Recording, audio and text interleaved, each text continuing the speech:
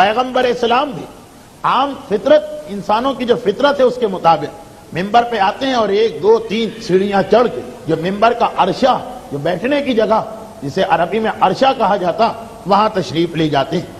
لیکن آج پیغمبر جو مسجد کے اندر ممبر کے قریب پہنچے اور پہلی سیڑھی پہ قدم رکھا تو رک گئے، تھوڑی دیر تک خاموش کھڑے رہے، اور پھر ایک جملہ پیغمبر کی زبان پہ آیا جو اگرچہ خود ایک دعا، لیکن ہمیشہ یہ جملہ کسی دعا کے جواب میں ہی آتا، آمین۔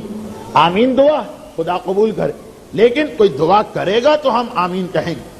3 مرتبہ آمین، دوسری سیڑھی پہ پیغمبر کا قدم، پھر رک گئے اور تھوڑی دیر خاموش، اور 3 آمین، اور پھر تیسری سیڑھی پہ یہ واقعہ، اور پیغمبر پھر عرشے پہ تشریف فرما ہوئے۔ مجمع حیران، پریشان، تجسس کے عالم میں آج اللہ کے رسول کو کیا ہوا؟ پیغمبر نے حیرت محسوس کر لی۔ مجمع اگر متوجہ نہ ہو تو نہ تقریر کرنے میں مزہ آتا ہے، نہ خطبہ دینے کا فائدہ حاصل ہوتا۔ چنانچہ پیغمبر نے ایک مرتبہ جھک کے سوال کیا، کیا بات ہے؟ لوگوں نے کہا اللہ کے رسول یہ آمین کس بات پر؟ اب یاد کیجئے اپنے ذہنوں میں وہ 3 جملے، صرف اس کو یاد دلانا۔ یہ تو خود میں اعتراف کر رہا ہوں کہ یہ حدیث آپ کو سنانا مقصد نہیں، آپ کی سنی ہوئی حدیث۔ پیغمبر فرماتے ہیں کہ ادھر میں ممبر کے قریب پہنچا، ادھر آسمان سے اتر کے جبرائیل ممبر کے قریب آئے، اور جیسے ہی میں نے ممبر کی پہلی سیڑھی پہ قدم رکھا، پہلے زینے پر، جبرائیل نے ایک دعا مانگی کہ لعنت ہو، لعنت ہو، لعنت ہو اس پر جو رمضان کے مہینے کو حاصل کرے اور اس کے باوجود اپنی بخشش نہ کروا پائے۔ رمضان ختم ہوا، پتا چلا کہ یہ حضرت جتنے گناہگار پہلی تاریخ کو تھے اتنے ہی گناہگار آخری تاریخ کو ہیں، اس پہ لعنت آ رہی۔ اچھا، لعنت کوئی گالی نہیں، لعنت کوئی دشنام نہیں، لعنت کوئی بد تہذیبی کا لفظ نہیں ہے، لعنت خود ایک دعا۔ لعنت کے معنی ہے رحمت خدا سے محرومی، یعنی اگر ہم لعنت کا بھی ترجمہ کر دیں اردو میں تو جبرائیل کی دعا یہ بنی کہ رحمت خدا سے محروم ہو، رحمت خدا سے محروم ہو، رحمت خدا سے محروم جو رمضان کے مہینے کو حاصل کرے اور پھر بھی اپنی بخشش نہ کروا پائے۔ یہ جبرائیل اس کی بات کہہ رہے ہیں جو پہلی رمضان کو اور 29 رمضان کو ایک ہی جیسی حالت ہے۔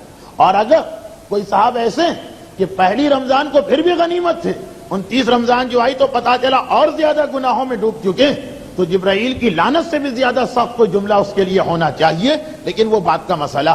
تو جبرائیل جیسا فرشتہ اور پیغمبر جیسی شخصیت، پیغمبر تو مجسم رحمت، رحمت للعالمین، لیکن ایسا آدمی جس کو خدا رحمت دینے کو تیار اور وہ نہ لے، ایسے آدمی پہ جبرائیل لعنت بھیجے تو بالکل بجا ہے لعنت۔ خدا دے رہا، عام دنیا کا طریقہ ہے، عام دستور ہے کہ اگر کوئی بڑا کسی چھوٹے کو دیتا، چھوٹے کو ضرورت بھی نہ ہو تو تہذیب یہ بتاتی ہے، آداب یہ بتاتے ہیں کہ اس کی چیز لے، انکار نہ کرو، بڑے کو رد نہ کرو۔ اور ہم جو تو ہر وقت محتاج ہیں خدا کی رحمت کے، ہمیں سانس کی اتنی ضرورت نہیں، ہمیں کھانے پینے کی اتنی ضرورت نہیں جتنے محتاج ہم رحمت خدا کے، اور خدا خود دے رہا اور ہم کہنے جی ہمیں تو نہیں لینا، ہمیں تو نہیں چاہیے۔ جو ماہ رمضان میں اپنے آپ کو بخشوا نہ سکے وہ ایسا ہی ہے کہ جیسے خود خدا اسے کوئی چیز عطا کر رہا۔ خدا بہرحال معصومین سے بڑا، معصوم اگر دیں تو ہم رد نہیں کر سکتے، خدا دے رہا اور ہم کہیں جی ہمیں تو نہیں لینا۔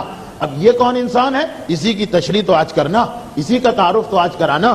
اور خیر، حدیث کے باقی 2 جملے بھی میں اس لیے دوہرا دوں، ایک تو یہ کہ حدیث مکمل ہو جائے، دوسرا یہ کہ جو حدیث کا تیسرا جملہ وہ بھی آج میرے موضوع سے تھوڑی سی مطابقت رکھتا۔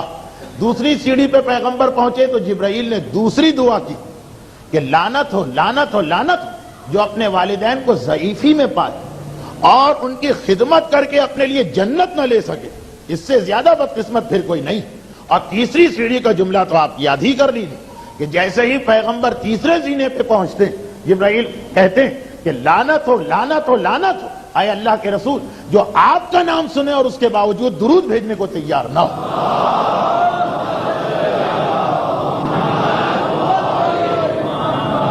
اب کیوں لعنت جبرائیل بھیج رہے ہیں؟ اس لیے کہ تینوں آدمی نہ صرف یہ کہ اپنی غلطی سے اپنے آپ کو جہنم میں لے جا رہے ہیں، اتنا بھی نہیں، غلطیاں تو ہر آدمی کرتا، ان کا مسئلہ تو یہ کہ خدا ان کو موقع دے رہا ہے جہنم سے نکلنے کا۔ رمضان ایک موقع، والدین کی خدمت ایک موقع ہے، درود ایک موقع ہے کہ تم اپنے آپ کو گناہوں سے نکال سکتے ہو، پھر بھی یہ تیار نہ ہو۔ یہ اسی احمق کی طرح ہے کہ جو ڈوب رہا ہے دریا میں اور کوئی بچانے کے لیے آتا ہے تو یہ تیار نہیں. یہ اسی کی طرح ہے کہ دلدل میں یا کنویں کے اندر گرا ہے, کوئی رسی ڈالتا ہے کہ دیکھو ذریعہ آ گیا, اسے پکڑ کے باہر آ جاؤ, اور وہ تیار نہیں ہو رہا, تو یقیناً یہ لعنت کا حقدار.